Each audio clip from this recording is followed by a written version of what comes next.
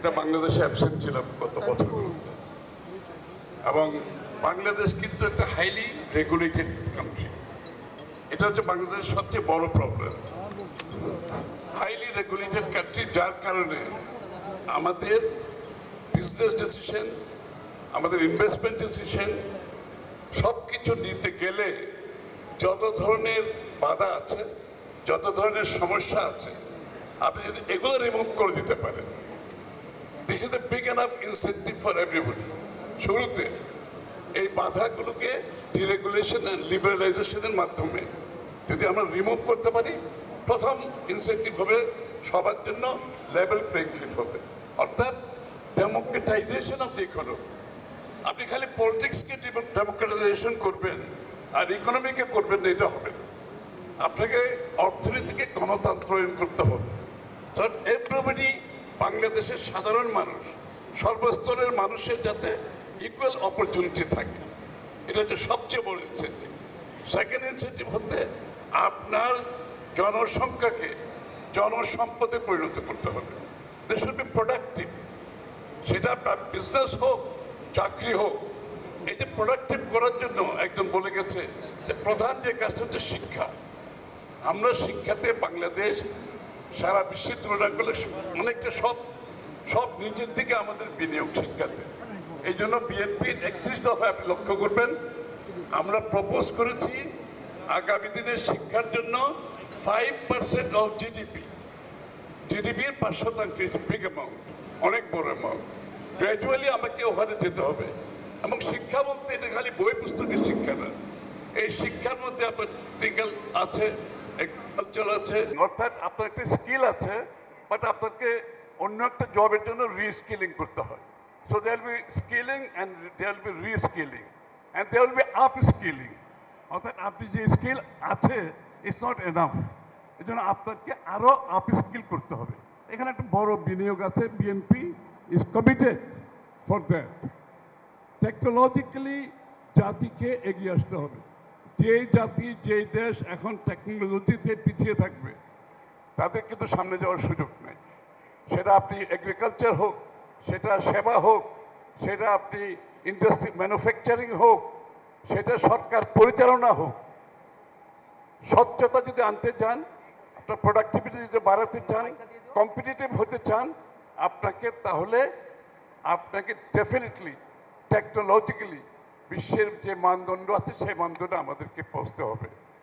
এবং তার চেয়ে বড় কথা যেটা হচ্ছে যে আমাদের এন্টারপ্রেনারশিপ আছে, কিন্তু আমরা তাদেরকে এন্টারপ্রেনার হওয়ার জন্য এগুলো করার পরে একটা সিদ্ধান্ত বিএনপি নিয়েছে, যেটা আমরা বলছি কিন্তু সামহাউ এটা ট্র্যাকশন পাচ্ছে না, জনগণের কাছে যাচ্ছে না। সেটা হচ্ছে আমরা গার্মেন্ট সেক্টরে জিয়াউর রহমান সাহেব যে বন্ডেড ওয়্যার হাউস এবং ব্যাক টু ব্যাক এলসির মাধ্যমে লিবারালাইজেশন, ডিরেগুলেশনের মাধ্যমে জিয়াউর রহমান সাহেব যে পলিসি নিয়েছিল, যার কারণে বাংলাদেশের গার্মেন্ট সেক্টর আজকে এখানে দাঁড়িয়ে আছে, কিন্তু বিকজ জিয়াউর রহমান সাহেবের এই পলিসির জন্য।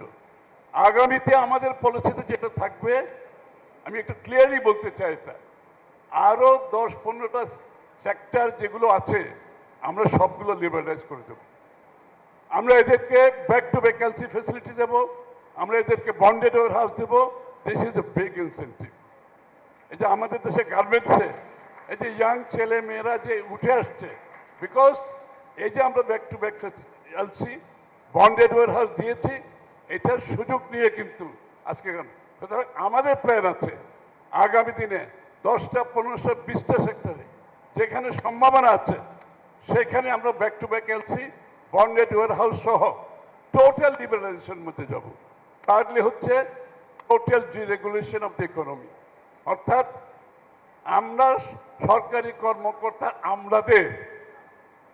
আমাদের বিজনেস ইকোনমিক ডিসিশনের বাইরে রেখে বিএনপির যে লক্ষ্য সেটা আমরা নিজেরা অবশ্যই বাস্তবায়ন করব। এবং সেটা করার জন্য আমরা যে টেকনোলজির কথা বলছি, সব কিছু ডিসিশন আমরা চাইব অনলাইন। বিদেশি বিনিয়োগকারী হোক, দেশি বিনিয়োগকারী হয়, সরকারি আমলাদের কাছে যেতে না হয়, এর বাইরে রাখবো আমরা। আপনি বাসায় বসে আমি একটু দীর্ঘ বলছি, তাদের বিষয়গুলো পরিষ্কার হোক। আপনি বাসায় বসে আপনার কোম্পানি 24 আওয়ার্সের মধ্যে রেজিস্ট্রেশন করতে পারবেন। আই ক্যান গ্যারান্টি ইউ 24 আওয়ার্সের মধ্যে you can register your company. আপনার যত ধরনের সরকারি এই যে কি বলে পারমিশনের বিষয় আছে, everything will be online, everything will be online. আর ইনভেস্টার বিদেশি কথা একটা বলা হয়েছে, বিদেশি ইনভেস্টার জন্য আমাদের যে প্রোগ্রাম নিয়েছি সেটা দক্ষিণ এশিয়াতে কোথাও নাই। বিএনপি যে প্রোগ্রাম নিয়েছে সেটা কি, সেটা হচ্ছে বাংলাদেশে যারা বিনিয়োগ করতে আসবে প্রত্যেকটি ইনভেস্টরের জন্য আমরা বিডার থেকে একজন করে ক্যাপ্টেন নিয়োগ করব। ক্যাপ্টেন ক্যাপ্টেন হবে কারা?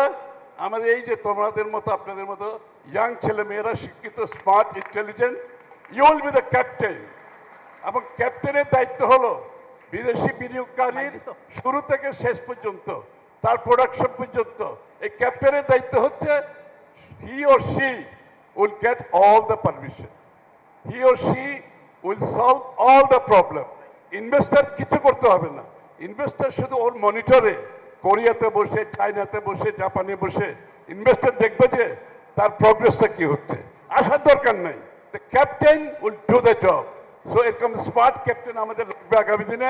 B prepared for it. Thank you.